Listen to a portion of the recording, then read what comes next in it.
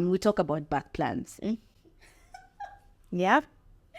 I told, okay, it's important to at least know what you want. Yeah. Advocate. Yeah. At this point, I'm thriving. Yeah. You're asking me what I want. Yeah. Yes.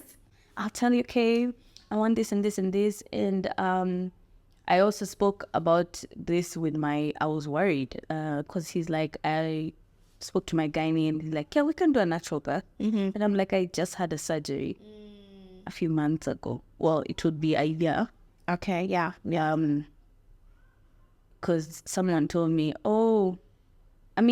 people say things and then you don't realize, like, what if you're pushing and then it ruptures?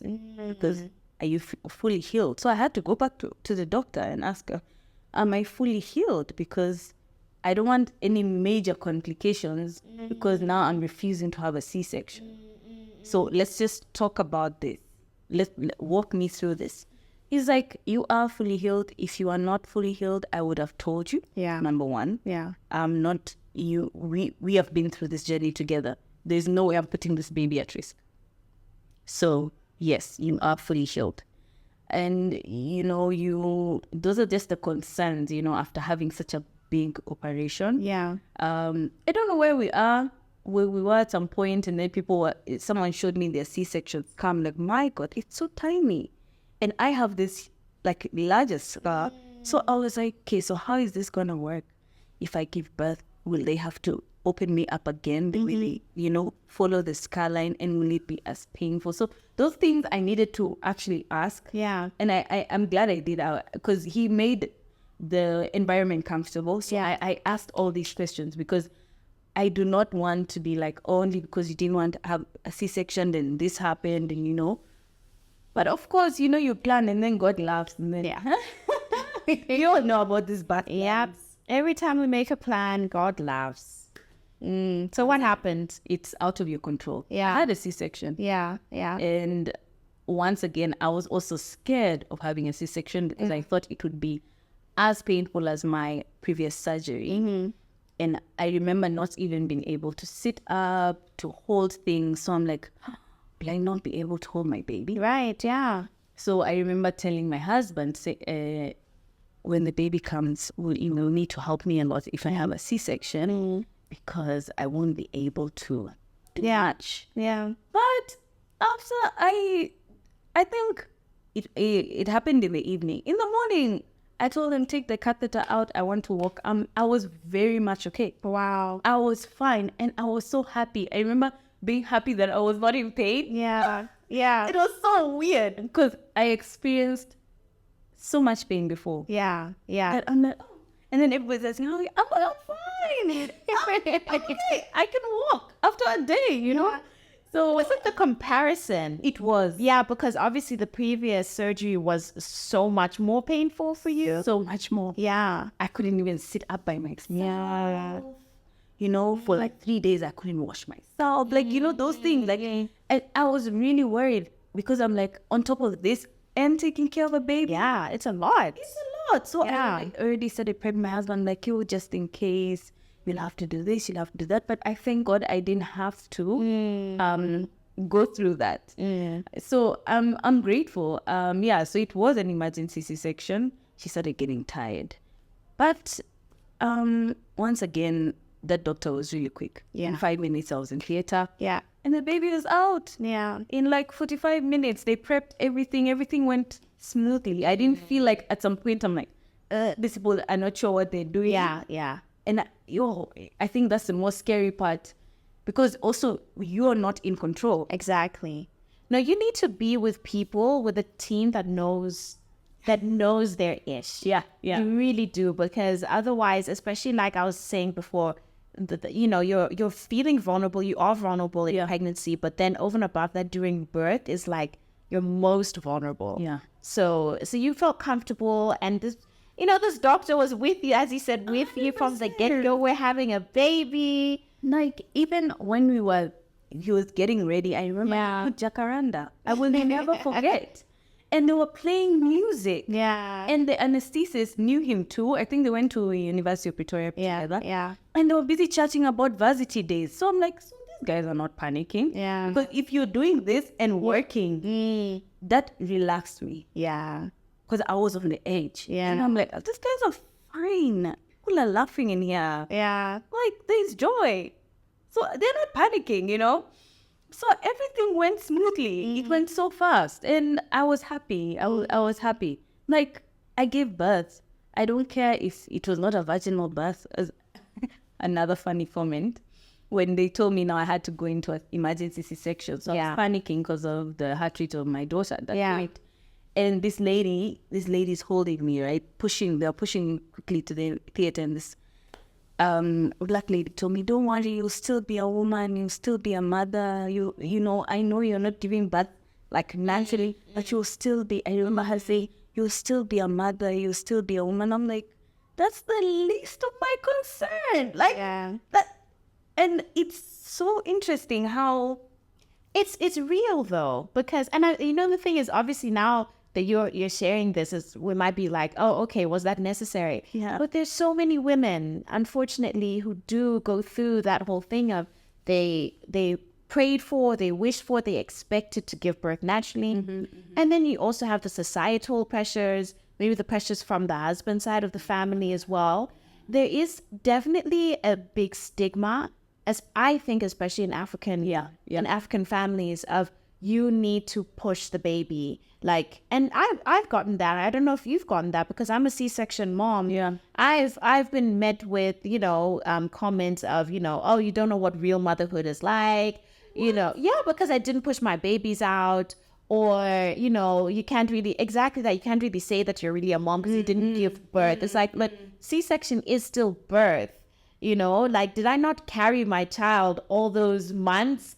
There's all of that meant for nothing, and everything that happened after I gave birth means nothing. So I think, and I'm glad for you. I'm really glad for you that you didn't have that, you didn't hold on to that sort of dream that you were going to give birth naturally, and that your focus was on your baby plan, and according to and once again, a lot of relinquishing control, right?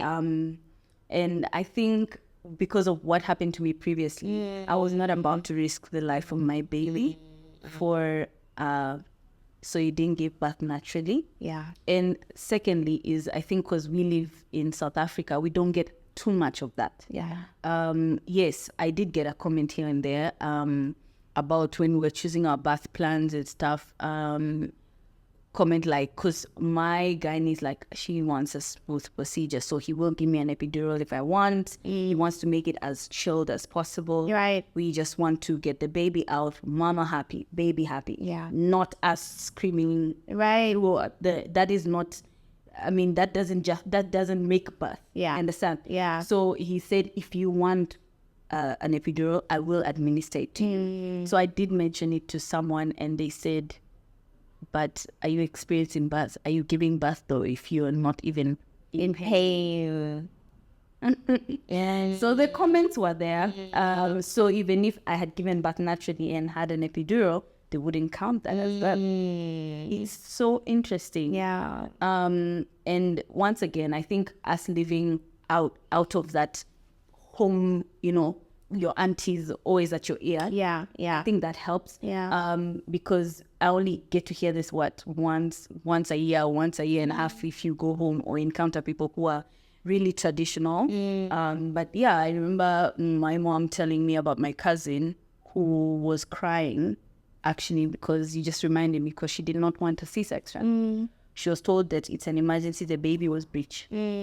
There was nothing There's nothing you can do with at that point. They really tried. Yeah. There was nothing they could do. Yeah. She was crying because she didn't want a C-section. Yeah.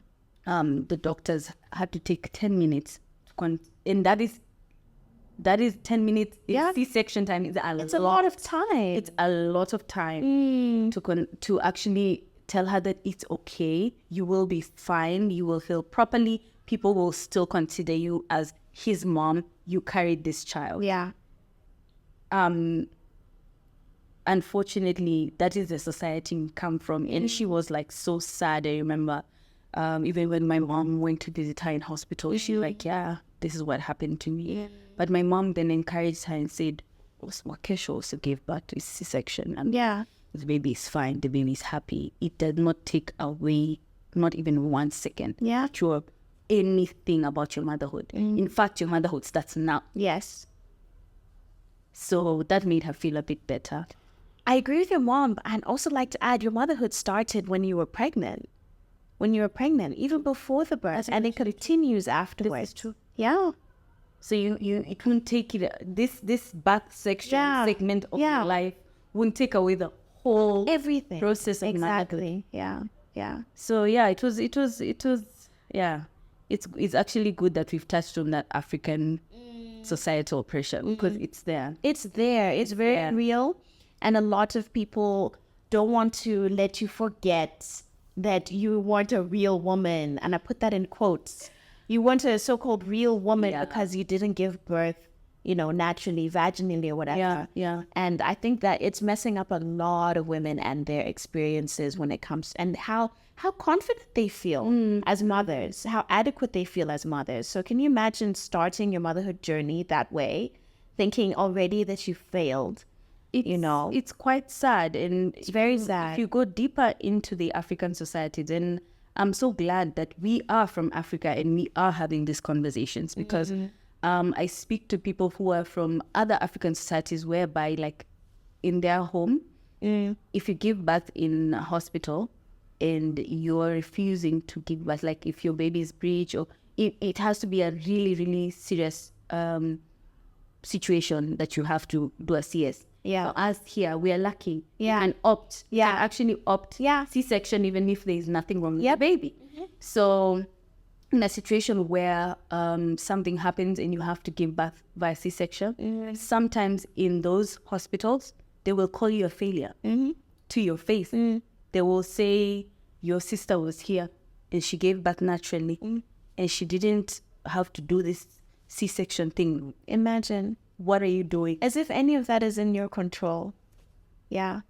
I do wonder with those situations, I tread carefully saying this, but I do wonder if it's one of those things that it's more honorable to die from giving birth than to live and you chose to have a C-section. I guess then you will die a hero. That's what I'm thinking. Like you're a martyr. Yeah. Rather than living a failure. Yeah. Because let's be real, that is the the consequence. Yep. Of if there are these kinds of complications, they can be fatal. Yeah. It's not one of those things that it's like, oh, there's complications, okay, but it's like, no, there's complications, you can die. Birth is a life or death situation. And almost every time. And sometimes they don't put it that way. Exactly. They don't put it that way for you. They just say, oh, now your baby. Yeah. And then they'll tell you didn't eat the veggies or you didn't do the exercise. Why is your baby breech? Like, it is your fault as a mother. Like, it's so deep. It runs so deep. Like, in some of those situations, I had a friend of mine saying that even the husbands are not allowed in. So you have no support. Yeah. As in, when you're giving birth. Yes. So if your mom's not there for you, or your sister is not there, then that's it. That's just you and the hospital team. And the hospital team who will actually like hail insults if you're taking too long to give birth. If you're laboring for too long, if you're having like weird complications, they will hail insults even as you're going into the C-section room. So can you imagine that? So it's good that as African girls saying that it's actually okay to have a C-section. It's okay. It's okay. Yeah. There's nothing wrong with you. Yeah. There's nothing wrong with you. And your baby doesn't come out looking or acting oddly or different. I mean, if you think about it, and I say this all the time whenever I do talk about C-sections and some other things that the world is very good at shaming us women for. Think about every single person in your life who is good, who is kind, who helps you, who supports you, who pays you, who, does like contribute something valuable to your life. Do you know if they were born via C-section or natural birth? That's actually a good point. Like, do you know? No, it doesn't matter. It is no one will ever ask them. Yeah. It is inconsequential. Yep.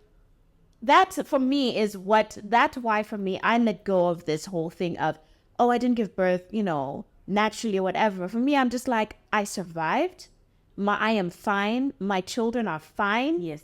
They're healthy. And that's all that needs to be done. And for me, it goes with breastfeeding versus formula feeding. It goes with, so many things. We're out. I feel like sometimes we're at war with each other. Unnecessarily. And the reality is we're all just trying to survive. We're all just trying to survive. This motherhood thing. Yeah. We're all just trying to, be the best version of moms as we can be. That's exactly it. That's exactly it.